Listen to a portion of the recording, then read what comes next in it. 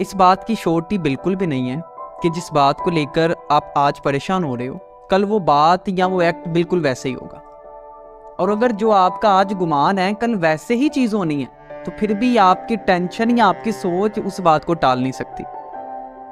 तो अपनी जो श्योरिटीज होती हैं या जो अपने शक होते हैं आपके या जो नेगेटिव चीज़ होती है कोशिश करें उसको पॉजिटिव के साथ रिप्लेस करें तो उसके चांसेस ज़्यादा बढ़ जाते हैं। इंसान को हमेशा ना अपने आज में रहना चाहिए ताकि जब उसका ये आज कल उसका माजी बन जाए तो उसको ये मलाल ना हो कि मैंने अपने आज को मुस्तकबल की सोच में ख़राब कर दिया।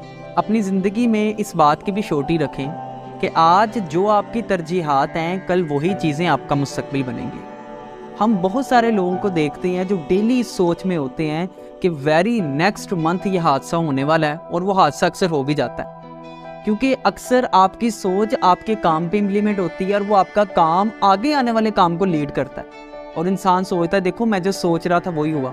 अक्सर इंसान होते हैं वो कहते हैं जो मेरी ज़ुबान तो पैरा निकल गया। अक्सर होता है ना कि हम कहते हैं यार इसकी ज़ुबान से जो निकल गया वो पूरा हो जाना है। और अक्सर हम उसको कहते हैं काली ज़ुबान वाला कि यार ये जो कह देगा ना वो काम ऐसे ही होगा।